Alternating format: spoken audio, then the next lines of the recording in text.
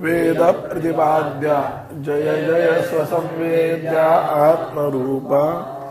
घापे पटा माझी दृष्टी दिसे तंतूंची सैंघ सृष्टी, परी तो एक वाचुनी गोटी दुजी नाही। ऐसेने प्रतिती हे गवसे ऐसा अनुभव जयाते असे, तोची समबुद्धी हे अनारिसे नव्हे जाण।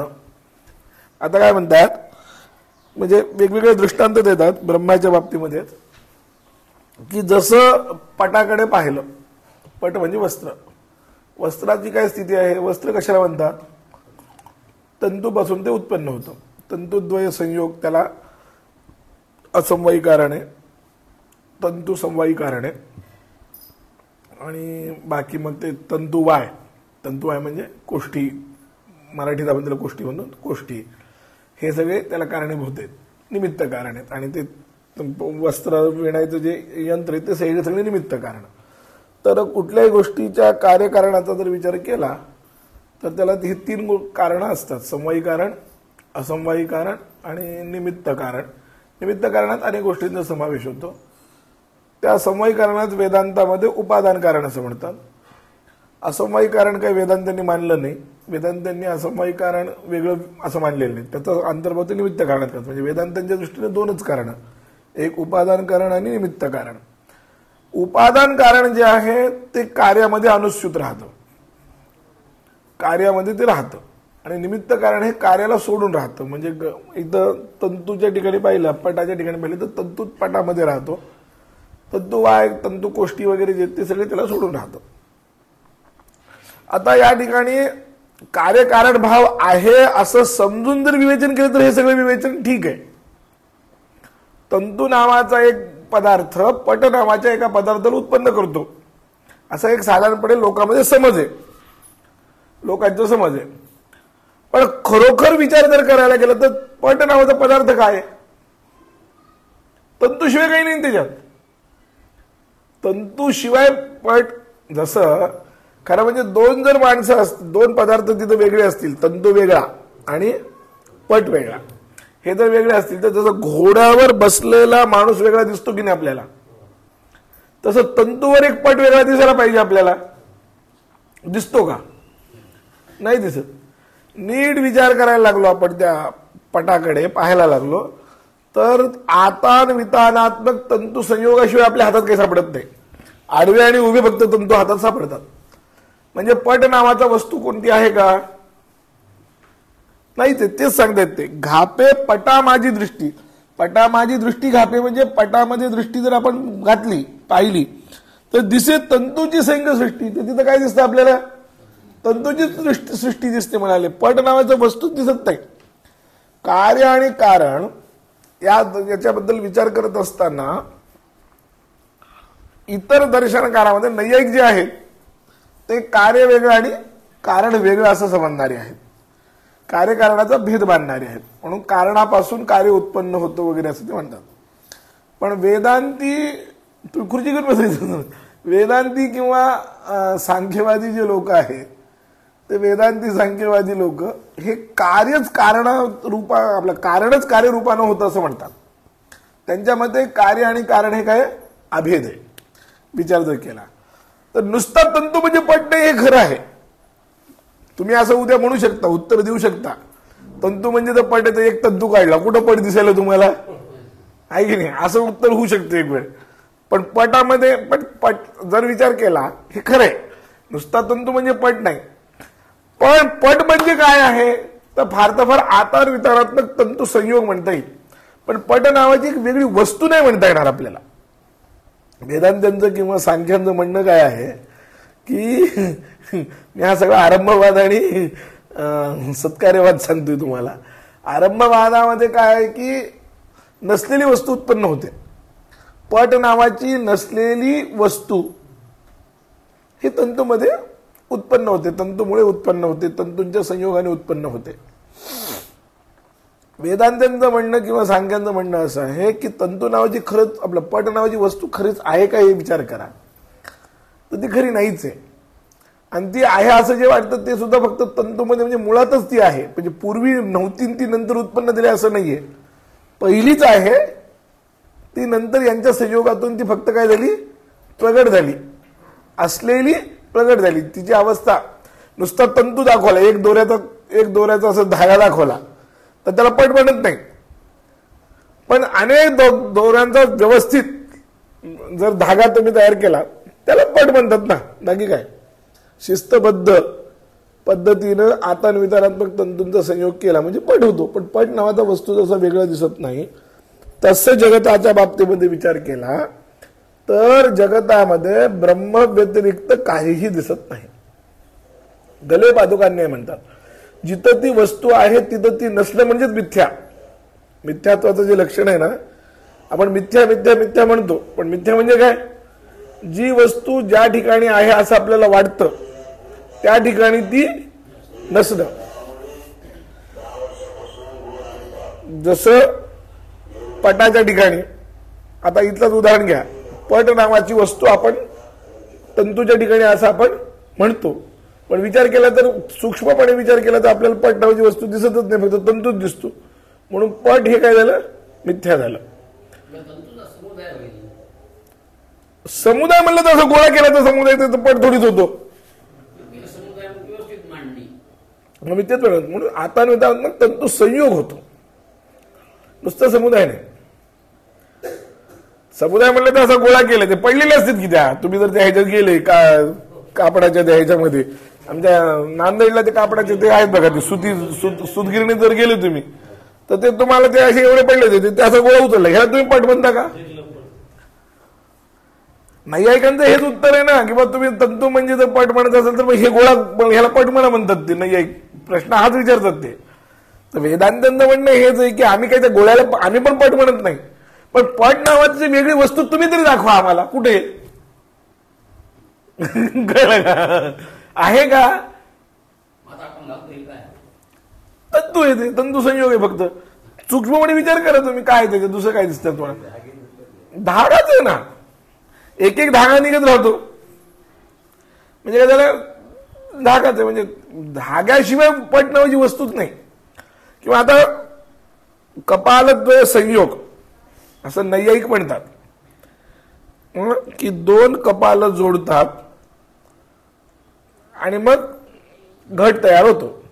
मग घट नावाची वस्तू काय झाली? खापराशिवाय, खापराचे दोन संयोगाशिवाय घट नावाची काही वस्तू झाली का विचार केला तर? आता ते नैयायिकांना कुठून सापडलं हेच कळत नाही. मला न सापडलेलं कोडे किती दोन असं जोडतात. खरं म्हणजे तुम्ही तर कुंभारांकडे जर राहून पाहिलं तर कुंभार काय असं करत नाही, कुंभार एकच करत. पण ती घागर जी आहे की नाही, पंचधातूची घागर असते की नाही, तिथं एक असं दोन जोडतात की नाही, पण मग त्याच्यावरून कदाचित कोणीतरी करत असेल असं आपण म्हणायला काही हरकत नाही. अलग लक्षात ते काही म्हणा, तर याचं केलं तर हा संयोग म्हणजेच घट आहे ना. घटनाची काही वेगळी वस्तू आहे का? पण तुम्ही तिला नाव वेगळं दिलं एवढंच आहे, पण वस्तू म्हणून ती नाही आहे. पण ती वस्तू आहे असं तुम्ही जे समजता, म्हणजे ती वस्तू आहे असं समजून त्या वस्तूचं त्या ठिकाणी जर चिंतन करायला गेलो तर त्या वस्तूचा आपल्याला काय सापडतो? अभाव सापडतो. म्हणून ती वस्तू मिथ्या ठरते.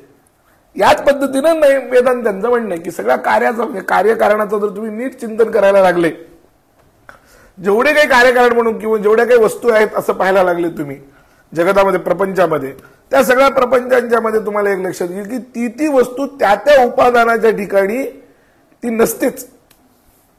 त्यांचं म्हणणं काय? ती वस्तू त्या त्या उपादानाच्या ठिकाणी नसते. त्याच्यासाठी त्यांनी एक अनुमान सांगितलंय, अयम पटहा एतत्निष्ठा भाव प्रतियोगी पटत्वात इतर पटवत. मी जे संस्कृत बोललो ते हे आत्ता बोललो तेच आहे, त्याचा अर्थ तोच आहे की जो पट आहे म्हणून समजतो आपण, हा पट, तो पट वस्तुता त्या तंतूच्या ठिकाणी नाहीच आहे. असं सगळीकडे, म्हणजे कार्य अंशांशीच्या बाबतीमध्ये, गुणगुणीच्या बाबतीमध्ये.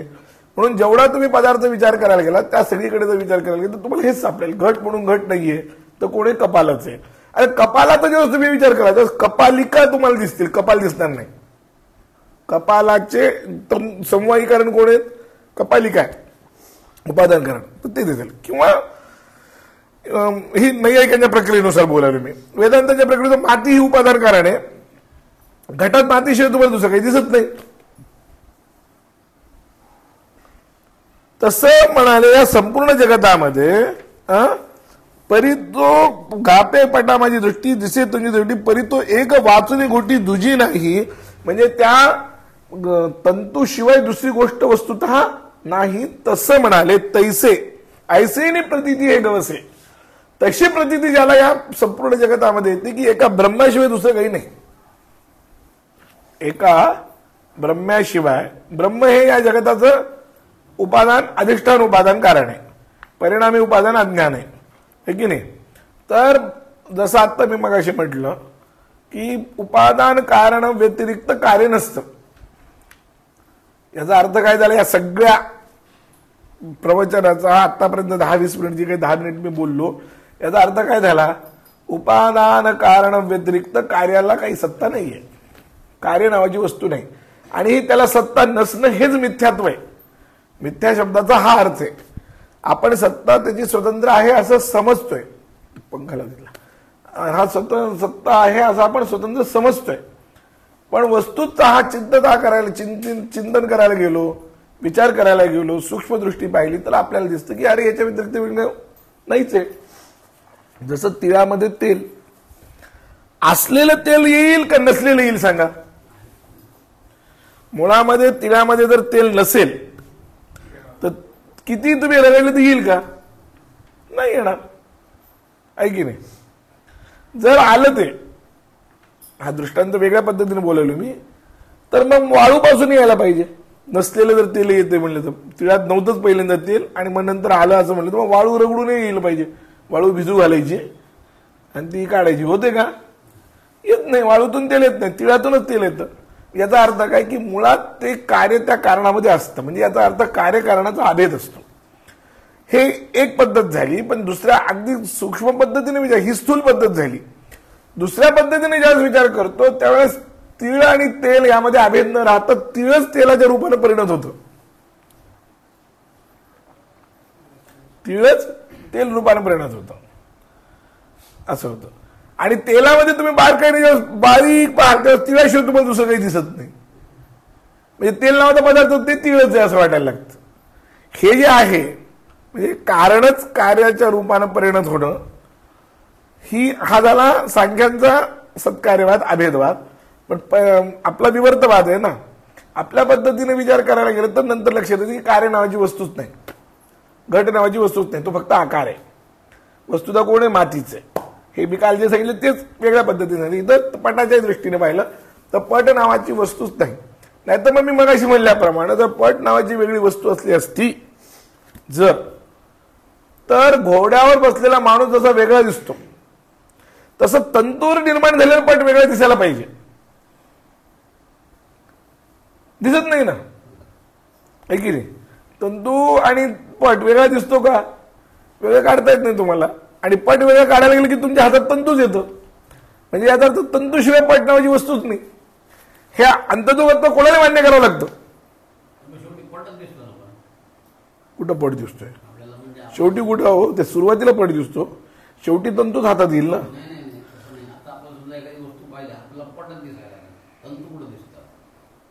सूक्ष्मपणे विचार करा ना. ती स्थूल दृष्टी झाली तुम्हाला पट दिसायला येते. मग तंतू गेला कुठं. मी काय म्हणलं पट नावाची जर वेगळी वस्तू असते तर घोड्यावर बसलेला माणूस आणि घोडा हे दोन वेगळे वस्तू दिसतात की तुम्हाला दोन. तसं पट आणि तंतू असे दोन दिसले पाहिजे. दिसतात का तुम्हाला. मग तुम्ही पट तंतू कुठे गेला ते सांगा आम्हाला. पट जर दिसत असेल तर सांगा कुठे गेला तंतू. मिसळला म्हणजे काय झालं. म्हणजे तो वेगळा नाहीये. मग काढायला गेलं तर तुम्हाला मग पट नावाचा वेगळा काढून दाखवा. तुम्ही वेगळं काढून दाखवलं तर काय हातात येईल तुमच्या. तंतूच येतो हातात दुसरं काही येत नाही. म्हणून तंतू हेच त्याचं खरं कारण आहे. आणि पट नावाची वस्तूच नाही हेच मानावं लागतं. एक नियम आहे आदावंतेच यन्ना असती वर्तमानेपि तत्तथा. जे सुरुवातीला नाही नंतर नाही ते मध्ये पण नसतं. म्हणजे असल्यासारखं वाटतं फक्त. आलं का लक्षात. आदव अंत्येचे यज्ञ असती. कुठलंही कार्य उत्पन्न होण्यापूर्वी नसतं असं आपल्याला वाटतं. नष्ट झालेलं नाही असं आपल्याला वाटतं. म्हणून ते वर्तमानातही नसतं. तसं आधी कोण होतं तंतू होता. नंतर पट नष्ट झालं कोण राहील तंतूच राहील. म्हणजे वर्तमानात काहीच नाही, हा त्याचा अर्थ. वर्तमानाचे तंतूच आहे असं म्हणावं लागतं. आधा वप्तेचे नास्ती वर्तमानेपि तत्तथा, हा नियम आहे. नाही तर मग मी मागाशी म्हणलं म्हणून तुम्ही आम्हाला दाखवा तसं. नैयायिकांना वेदांती हाच प्रश्न विचारतात की घोडा आणि माणूस असं तसं जो वेगळं दाखवता येतं तसं दोन पदार्थ दाखवा वेगळा. दाखवता येतं का? दोरी आणि सापाच्या ठिकाणी सुद्धा बघा, जर दोन पदार्थ दिसले तर ते जाड दिसलं पाहिजे. जाड दिसतं का? जेवढे दोरीची जाडी तेवढंच जाडीचा आपल्याला साप दिसतो. दोन जर वेगळे पदार्थ आहेत तर ते डबल दिसायला पाहिजे की नाही? दिसतं का? नाही दिसत.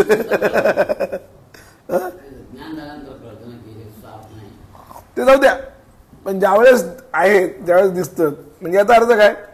सापाला दोरी व्यतिरिक्त अस्तित्व नाही हेच म्हणावं लागतं. तसंच इथं सुद्धा पटाला तंतू व्यतिरिक्त अस्तित्व नाही, घटाला कपाल किंवा माती व्यतिरिक्त अस्तित्व नाही, सुवर्ण अलंकाराला सुवर्ण व्यतिरिक्त अस्तित्व नाही, लोखंडाच्या कुठल्याही पदार्थाला लोखंड व्यतिरिक्त अस्तित्व नाही. तसं या जगताला सत्ता व्यतिरिक्त अस्तित्व नाही. सत व्यतिरिक्त, सत म्हणजे सद्रूप जे ब्रह्म आहे त्या ब्रह्म व्यतिरिक्त अस्तित्व नाही आहे. आणि हे अस्तित्व नसणं हेच त्याचं मिथ्यात्व आहे. मिथ्यात्वाचा म्हणजे लक्षणच हे. मिथ्यात्वाचे अद्वैत सिद्धिकारांनी 5 लक्षणं केली. शंकराचार्य म्हणतात स्मृतिरूपा परत्र पूर्वदृष्टाव भासा. त्याचा अर्थ हाच होतो की दुसरं परत्र म्हणजे दुसऱ्याच्या ठिकाणी, पूर्वदृष्ट अवभास. पूर्वदृष्ट अवभास म्हणजे पूर्वी जे आपण पाहिल्या आहे त्याचा भास होणे. सापाचा भास कोणाला होईल? ज्याला साप माहिती त्यालाच होईल ना. ज्याला सापच माहित नाही त्याला सापाचा भास नाही होणार. त्याला त्याच्या ठिकाणी दुसरा काही भास होईल, सापाचा होणार नाही. म्हणजे पूर्वदृष्टाचा अवभास. परत्र म्हणजे दोरीच्या ठिकाणी, अधिष्ठानाच्या ठिकाणी. परत्र शब्दाने सत अधिष्ठान घेतलं. शंकराचार्य म्हणतात हे झालं अध्यास, काय होणं, अवभास होणं वगैरे. मिथ्यात्व जे आहे, मिथ्यात्वाचं लक्षण करत असताना 3-4 पद्धतीने मिथ्यात्वाचं लक्षण केलेलं आहे. त्यातलं 1 किंवा 2 सांगतो मी. ज्ञान निवर्त्यत्व मिथ्यात्व हे एक आहे. आणि दुसरं आत्ता मी जे सांगितलं ते स्वाश्रयत्व नाभिमत यावनिष्ठ अत्यंत अभाव प्रतियोगित्व मिथ्यात्व. काय ज्ञान निवर्त्यत्व म्हणजे काय? ज्ञानानं ज्याची निवृत्ती होते त्याला मिथ्या म्हणावं. जसं दोरीवरचा साप आहे, तो कशाने निवृत्त होतो? ज्ञानानंच होतो, बाकी कशाने निवृत्त होत नाही. लौकिक कुठल्याच उपायानं तो निवृत्त होत नाही. तो निवृत्त कशाने होतो? ज्ञानानं. कोणत्या? दोरीच्या ज्ञानानं निवृत्त होतो. तसं ज्ञान निवर्तत्व त्याच्या ठिकाणी, हे ज्ञान निवर्तत्व असणं म्हणजे मिथ्यात्व असणं.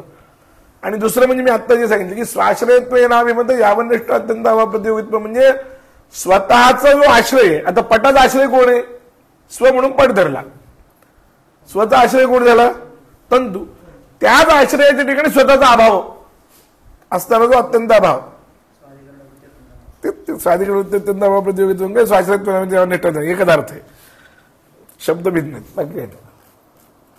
ही व्याप्ती पुन्हा इकडं त्याच्यामध्ये स्वाधिकरणात अत्यंत अभाव प्रतियोगित्व म्हणजे स्वतःच्या अधिकरणात स्वतःचा अभाव असते. हेच सांगतात ज्ञानोबा राय सुद्धा की तुम्ही जर नीट चिंतन केलं तर काय म्हणतात बघा. पुन्हा मी जे सांगतो तेच सांगतात की पहा कुठे गेले ते, की घापे पटा माझी दृष्टी. पटा माझी दृष्टी घापे म्हणजे सूक्ष्मपणे तुम्ही दृष्टी टाकली, विचार केला.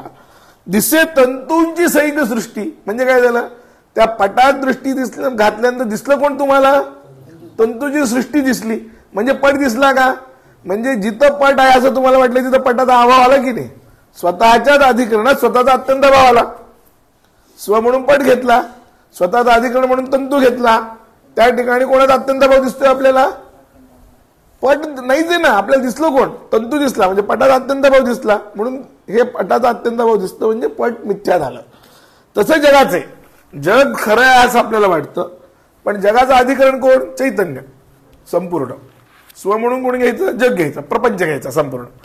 स्वचा आश्रय कोण? स्वाश्रय. स्वाश्रय झाला ब्रह्म किंवा चैतन्य, निर्विशेष चैतन्य, सन्मात्र, सत सगळीकडे जे आहे त्या आश्रयाच्या ठिकाणी, चैतन्याच्या ठिकाणी कोण नाहीये? स्व नाहीये, प्रपंच नाहीये. ब्रह्माच्या ठिकाणी प्रपंच नाहीये, म्हणून प्रपंच काय झाला? मिथ्या झाला. हे मिथ्यात्वाचं लक्षण आहे. दृष्टाचं अधिकरण जे असतं, जग जसं दिसतं पण ब्रह्म दिसत नाही. दिसतं ना, आहे म्हणून तुम्हाला भासतं की नाही? भासणं वेगळं, जग भासत नाही ना. मग भासतं ना, ज्ञानच होतं ना. तू मोबाईल आहे हे म्हणतो की नाही? हे आहे काय? अस्तित्व, तेच ब्रह्म आहे. ब्रह्म म्हणजे काय? नाही तसं नाही म्हणायचं. म्हणजे दृष्ट पदार्थाचं ब्रह्म जसं दिसत नाही, पण दृष्ट रिकाम्या जागेवर आपल्याला काही भ्रम होत नाही ना. बर, हा, अधिष्ठान पाहिजे ना. हो ना. मग ब्रह्म अधिष्ठान आहेच आहे ना. जगताचं अधिष्ठान जसं ब्रह्म आहे असं आपण म्हणतो, पण जग जसं दिसतं पण ब्रह्माचं कळतच नाही ना. मग रिकाम्या वस्तूवरती भ्रम कसा होतो?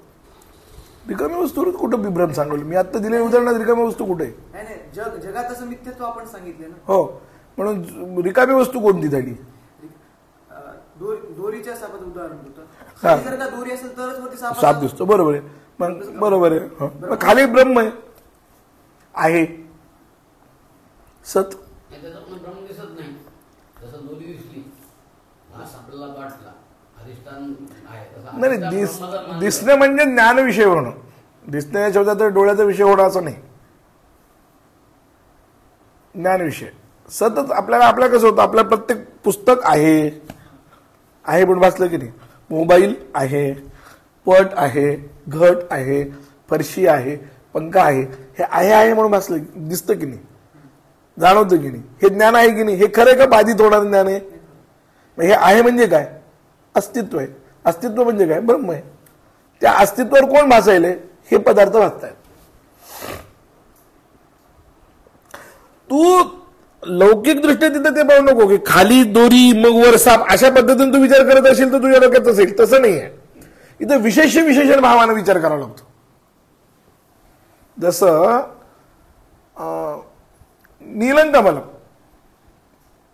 नीलंकमलम इथं विशेषण कोण आहे? कमल काय? विशेषण. आणि ते आता आपण इह आकाशे बलाका ही प्रतीती घेतली. इथं विशेष कोण आहे? विशेषण कोण आहे? बलाका. आणि विशेषण कोण आहे? तसा जर विचार तुझ्या पद्धतीचा विचार केला तर आकाश अधिकरण झालं म्हणजे खाली झालं, आणि बलाका विशेषण व्हायला पाहिजे की नाही? तसा अर्थ नाही करायचा. कळलं का?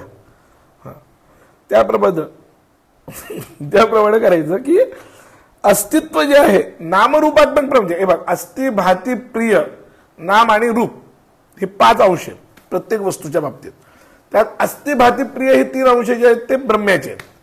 नाम आणि रूप हे जे आहेत ते प्रपंचाचे आहेत.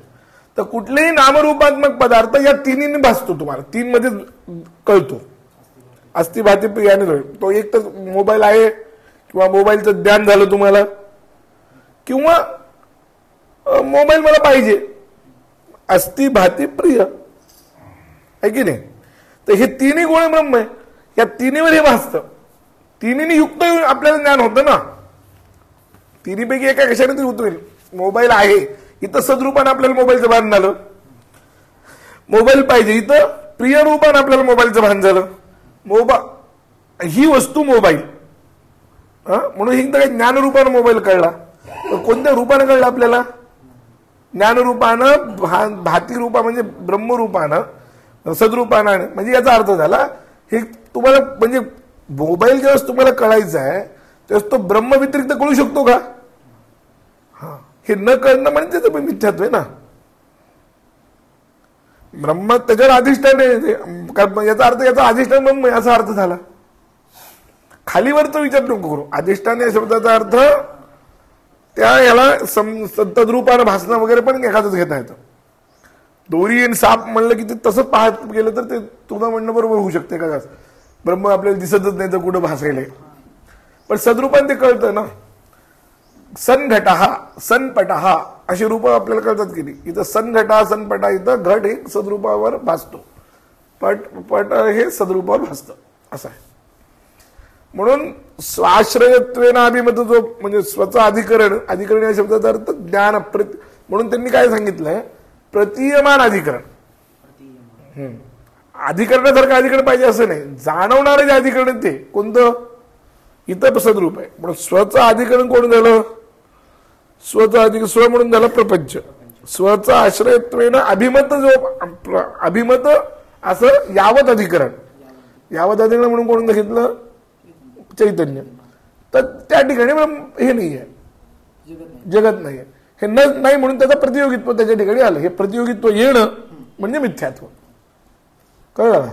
ज्ञान मिथ्यात्व एवढे दोन लक्षणं तरी लक्षात ठेवा तुम्ही, ज्ञान निवर्तत्व आणि दुसरं म्हणजे स्वतःच्या अधिकरणात स्वतःचा अभाव असणे. म्हणजे न्यायाची भाषा सोडून द्या, त्या भाषेचा अर्थ सांगलो की स्वतःच्याच अधिकरणात स्वतःचा हे असणे. उदाहरण देऊ का तुम्हाला मी, सोपं, मागे पण दिले मला वाटतं. सुवर्णाचं उदाहरण पहा. सोनं वर दिसतं ना आपल्याला कसं दिसतं, पिवळं दिसतं. पण तुम्ही जर सूक्ष्मदर्शक सोनं कुठलं आणि सूक्ष्म यंत्रानं पाहिलं सोनं, तर ते तुम्हाला तिथं त्या सोन्याच्या पिठाचा रंग पिवळा दिसत नाही,